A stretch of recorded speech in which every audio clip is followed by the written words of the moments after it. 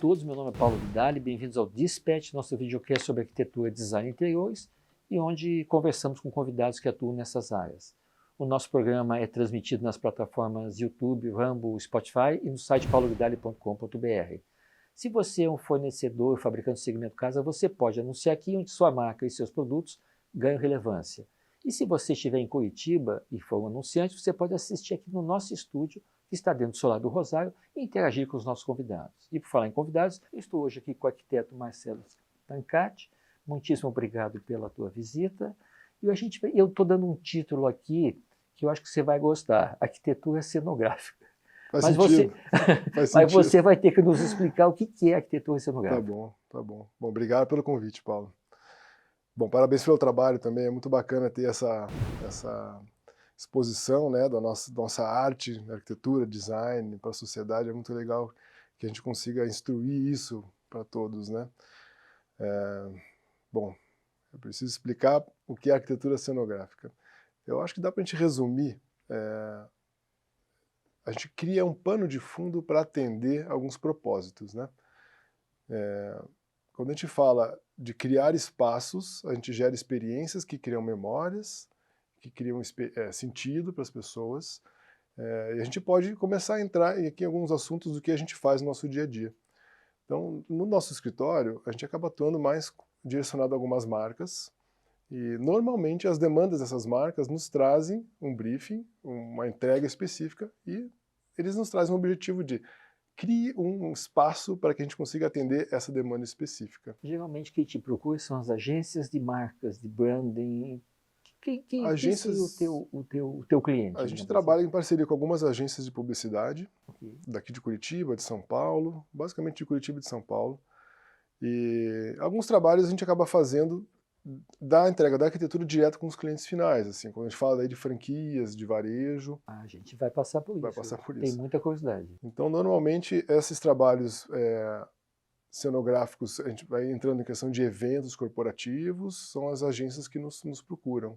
São aquelas ações mais efêmeras, né? Que têm início, meio e fim, quando se fala em eventos. Também, não só efêmeras também, a gente tem dois caminhos que a gente segue aqui. Eventos mais, uma palestra, por exemplo, um workshop, um summit, ou um espaço que conte uma história, por exemplo, um espaço memória de alguma empresa. Também passa através de uma agência, muitas vezes. Ok. E me revele, me conte assim um caso, um case recente que você foi acionado para criar um evento. Um evento, a gente está fazendo, acho que é o terceiro já esse ano para o Sicredi, por exemplo, lá em Foz do Iguaçu, em um hotel, e através de uma agência aqui de Curitiba chamada GNK, que é um braço de live branding da GEPAC.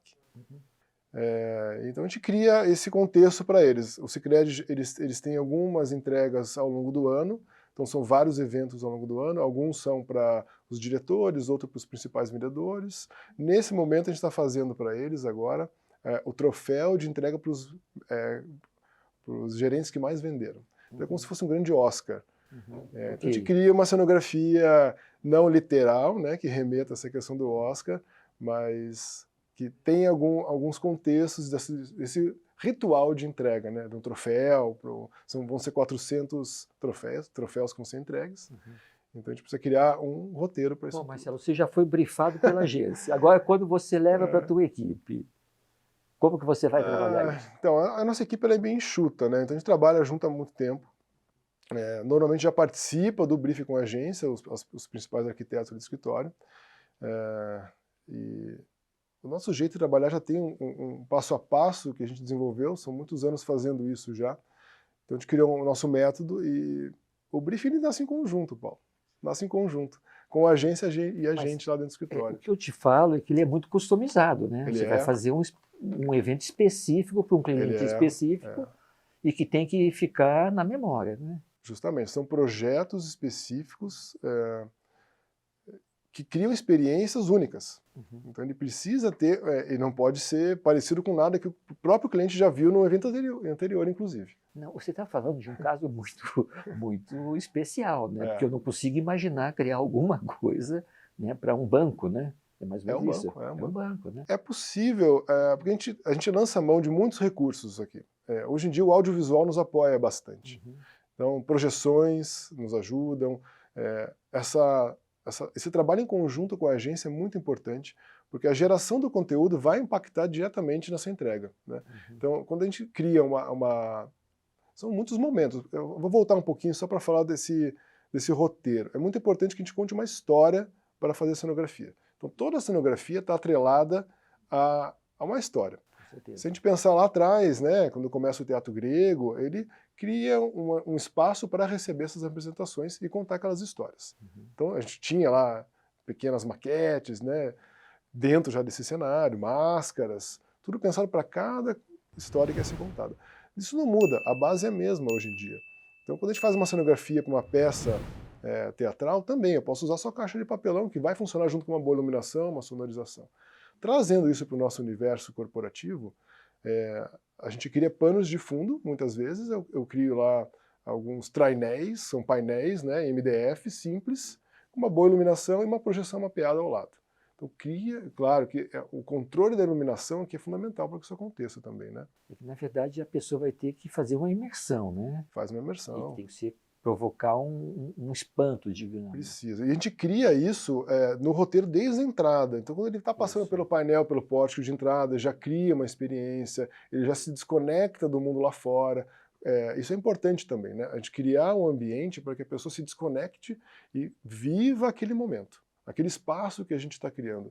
Então, a gente pode falar um pouco da parte sensorial, né? A gente busca aguçar todos os sentidos, com doses, obviamente, trazendo questões de acessibilidade, que é muito importante, para que a pessoa fique imersa nesses espaços que a gente está criando, para receber o conteúdo que é o objetivo principal da marca, do cliente. Não, e vejo que você está fazendo um relato interessante, porque você tem que impactar o convidado já no início. É que faz uma história, né? Você só fica na história se ela te agradar. Exatamente. Nas primeiras frases. Né? Se conectar a esse espaço, né? Então é um desafio, são desafios, assim.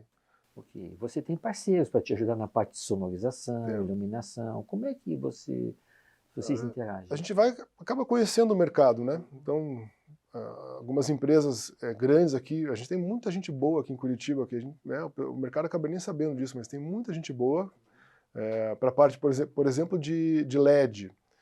A gente consegue fazer grandes painéis de LED com uma qualidade incrível, resoluções muito boas, para fazer, por exemplo, esses eventos, né? Uhum.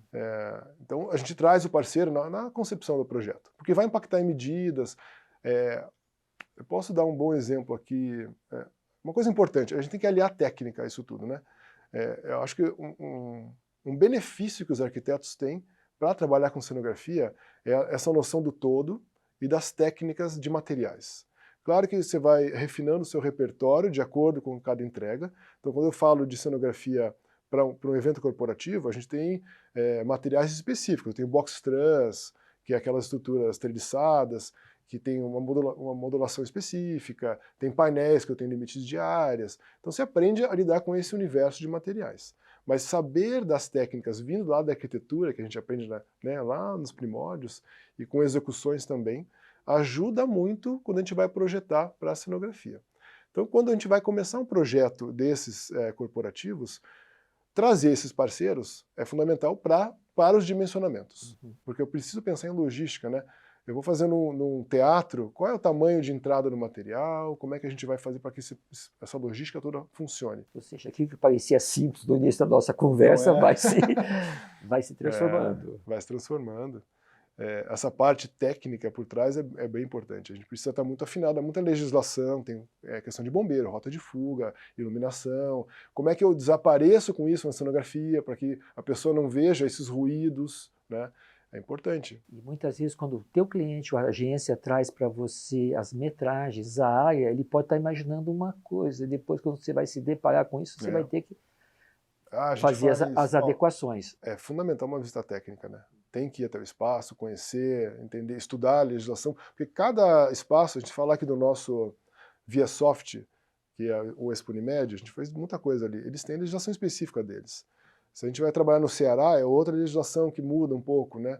Então, por rota de fuga, circulação, eu não posso encostar um stand, por exemplo, numa parede. Então, a gente vai aprendendo de acordo com cada espaço, mas existem guias. E a gente tem que estar atento a isso tudo, né? Então, volto a falar, a parte técnica ela é muito importante, porque ela serve de sustentação para isso tudo, né? E vocês também se envolvem na parte de comunicação, na parte gráfica, também?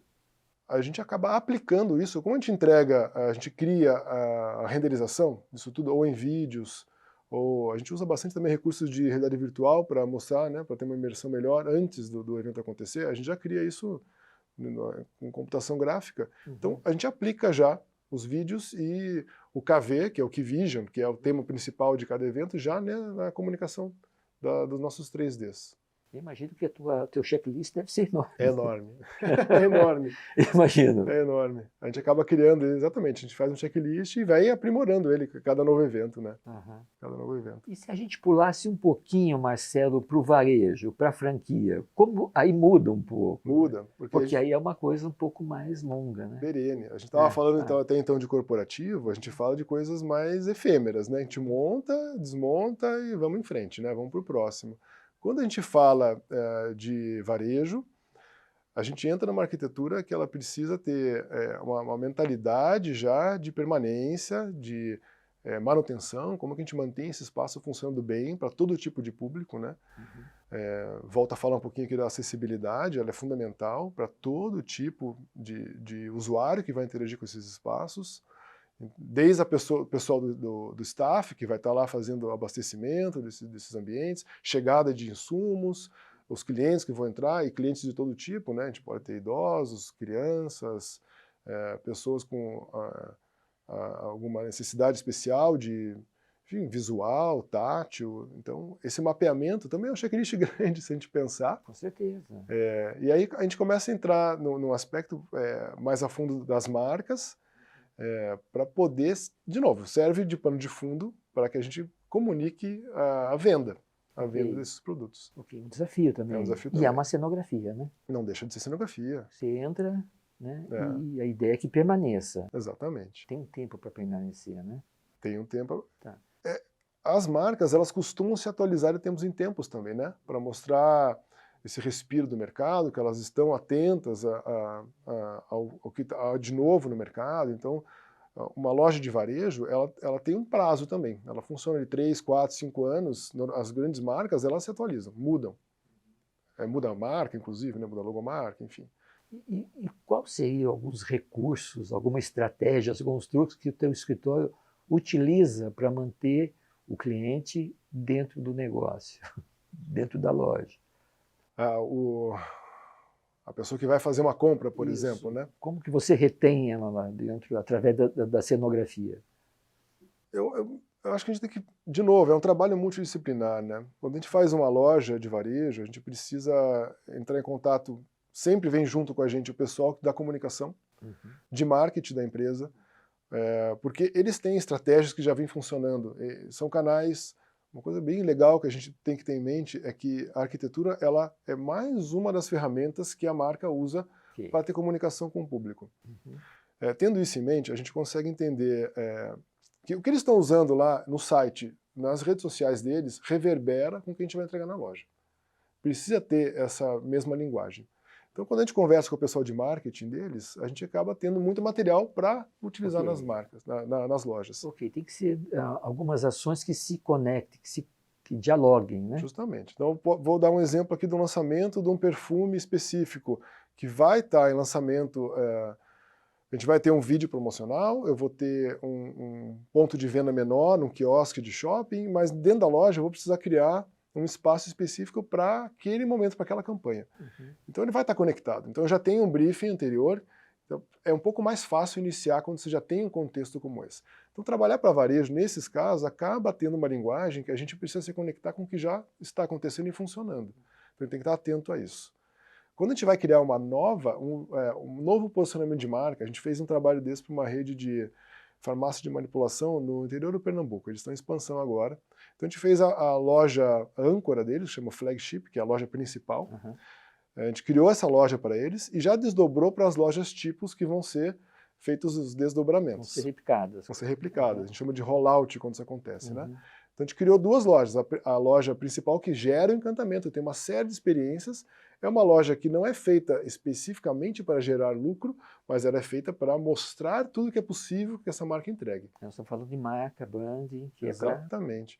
E aí quando a gente cria o rollout dela, essa loja tipo, a gente já, claro, não vou investir tanto porque franqueados vão comprar essa unidade, vão montar e precisa começar a ter receita.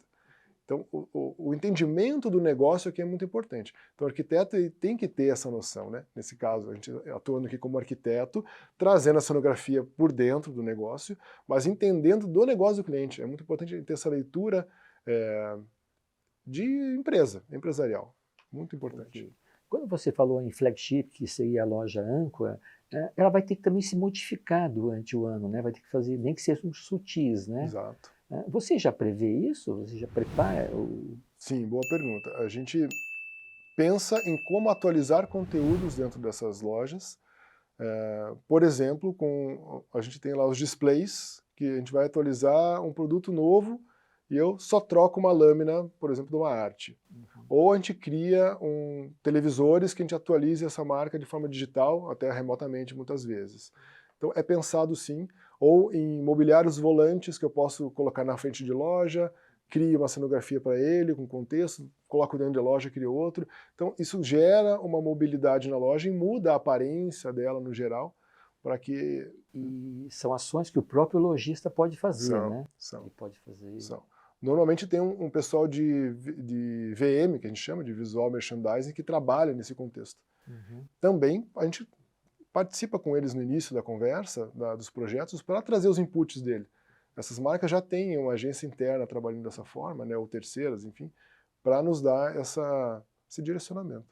Pegando assim como exemplo, quantas vezes uma vitrine troca de produção, digamos assim? Depende da marca, né? Tem um caso específico que a gente atendeu 32 vezes no ano, de acordo com as campanhas. Que pode ser Dia das Mães, dos Namorados, Dia dos Pais, troca enfim. de estação. Estação, exatamente. Gente, é muita coisa. É muita coisa. Né? É muita coisa. Ok, vamos falar um pouquinho agora do sensorial, né?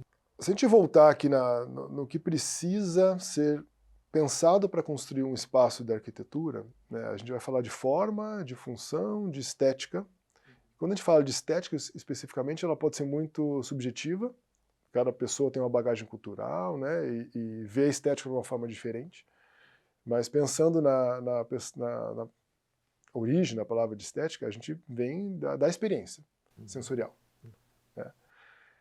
Quando a gente começa a projetar, de fato, a gente precisa envolver os sentidos. Acho que o Lori, a gente teve uma palestra dele esses dias, né?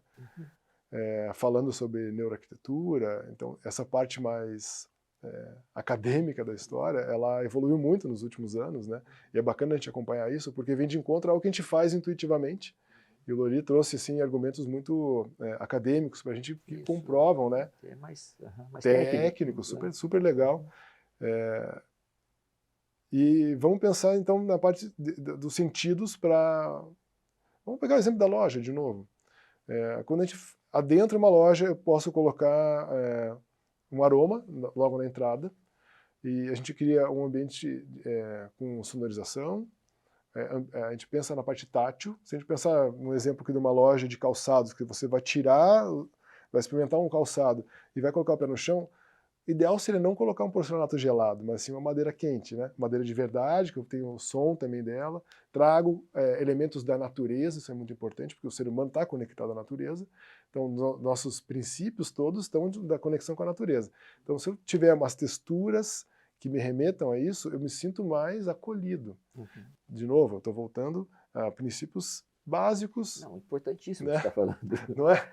Ótimas informações. E iluminação, fundamental também. Voltando a lojas, que o produto esteja bem iluminado, que pessoas com redução de visão consigam ver isso em qualquer momento, né, em qualquer local da loja que ela pode circular para ver um produto, que seja um óculos, o que for. Então, pensar nesse circuito que é feito e os sentidos estando bem acolhidos é fundamental. E eu coloco aqui um sexto elemento que a gente trata lá no escritório, que a gente chama de arquitetura sensível, que é pensar essa parte sensorial toda, mais a experiência, o que fica, todo esse residual. Então, como é que a gente consegue envelopar isso tudo para fazer uma entrega, né? Ok. E para o cliente também Para o cliente fundamental. volte, passe a frequentar e se E torne volte, fiel à exatamente. marca. Exato. Tá. Eu queria voltar um pouquinho. A questão da música, ambiente, você... Assim, o perfil do público, obviamente, tudo que você está me falando o perfil do público deve ganhar relevância, né? Sim. A questão da sonorização ela é muito importante para lojas. A gente vai ter uma música de permanência, então ela não pode ter uma grande interferência, ela é mais que um pano de fundo. Mas eu vou dar um exemplo aqui de um espaço memória que a gente criou, que tinha um corredor de entrada, que ele era um aquecimento para entrar nesse museu. E ele era totalmente conectado à natureza. Então a gente tem uma grande parede verde, com a logomarca da empresa, e a gente espalhou ao longo desse corredor biofílico, a gente pode chamar assim, algumas caixas de som remetendo aos sons da natureza, com barulho de água, passarinhos, coisas assim. Então quando você passa por esse espaço, você realmente se desconecta do mundo exterior e entra no museu já com uma outra mentalidade, né? Então a sonorização ela ajuda. Vocês já atuaram em museus também. Já assim, uma das coisas que a gente mais gosta de fazer é trabalhar com museus, assim, porque a gente conta uma história, tem um legado, tem um propósito muito grande por trás, e são espaços perenes que a gente consegue ter uma intervenção legal assim da arquitetura e tecnologia. Muitas vezes a gente embarca muito tecnologia Isso junto. que eu ia abordar, a tecnologia, tá? Que está muito na iluminação, obviamente. Iluminação, né? Projeção mapeada, holografias. Então, buscar essas ancoragens e surpresas é legal, né? Quando a gente trabalha com esses espaços, é legal trabalhar com surpresas. Esses encantos que geram, assim, de momentos em momentos nos espaços, fazem com que a gente acabe lembrando mais, né? Porque quando gera surpresa, fala, nossa, isso foi muito bacana, e você guarda de uma outra maneira. A gente faz isso intencionalmente em alguns espaços, né? E associa muito a marca, né? Associa Aquela a marca tem uma, como você falou, tem uma história, né? Que me sensibilizou, né? Trabalhar com inesperado é muito legal, né? A gente gosta disso, da surpresa, né? O ser humano gosta. Gosta disso, do novo. Alguma coisa que eu não estava programado para ver que me surpreendeu, né? Isso mesmo. Tá, muito bom. Fala um pouco mais de tua experiência também em lojas. Eu sei que vocês também fazem escritórios, eventualmente. A gente trabalha com corporativo também. A gente fez bastante escritórios para empresas, né? E aí é um posicionamento, ele é mais de arquitetura corporativa mesmo, mas a gente traz sempre esses elementos. Então, eu posso dar um exemplo aqui. A gente fez a sede de um banco digital que precisava, que estava ainda em desenvolvimento, assim, a marca deles, o posicionamento, e a gente participou disso desde o início com eles, né? Então não tinha nada, era um papel em branco e eles nos chamaram para a gente começar esse trabalho. Então o que a gente vai passar? Umas coisas meio óbvias, assim, solidez, segurança, porque eu vou acabar lidando com o dinheiro dos outros, né? Então eu preciso passar esses conceitos, esses signos todos. Então a gente traduziu isso para materiais de arquitetura e essa ambientação. Então, pensar que é um espaço que precisa acolher a pessoa, passar segurança, acolhimento, como a gente traduz isso com a arquitetura. E longevidade. E longevidade. Algo que vai permanecer. Exatamente. Né? Muito bom. Escute, Marcelo, eu gostei muitíssimo de conversar com você. Foi ótimo. Né? Espero que a gente volte a conversar novamente. Tá bom? Deixa eu ver se eu tenho mais alguma coisa para acrescentar. E você falou também um pouco também de mobilidade e acessibilidade física, né? Isso conta muito nos teus projetos. Conta muito. Né? Quando fazer espaços públicos, né? Pensar aqui, vamos usar um exemplo de uma pessoa em cadeira de rodas. Eu vou precisar colocar os televisores numa altura correta, uma pessoa com deficiência visual, a gente coloca braille. Tem um pessoal de consultoria para isso que vem junto com a gente, mas a ergonomia para isso tudo é pensada. Raio de giro, né? Pessoas às vezes estão com um andador, uma muleta, como é que ela se sente segura nesses espaços. Então, não ter barreiras arquitetônicas é fundamental, não ter degraus, né, nesses espaços, uma boa iluminação de piso. Enfim, são vários critérios que a gente pensa. Você percebe o seguinte, como o ser humano está vivendo mais, né, está sendo mais longevo, né, nós estamos nos deparando com pessoas com né, com pessoas de mais idade. Que estão superativas, né? Exatamente. Que estão superativas. Exatamente. Sim. Eu tenho um amigo meu que dizia assim, antes você era a mãe e a filha que iam no shopping, né? Hoje vai a bisavó, a mãe, não é? Que bom, né? Que São bom 4 que gerações hoje que você tem que atender, né? Que bom que isso acontece e a gente tem que estar atento a atender essas gerações todas, né? É. Isso gera uma diversidade grande quando a gente vai pensar nos projetos. E um desafio para vocês, Desafio, né? desafio. Okay. Um bom desafio, né, Paulo? É um bom desafio. Ótimo. Acho muito bom. Muitíssimo obrigado, Marcelo. Obrigado. Vamos conversar de novo. Obrigado, tô às ordens. Pessoal, acho que posso deixar o recado aqui para acessar nossas redes sociais ali. Deve. Da A9. Então, o nosso escritório é A9 Arquitetura.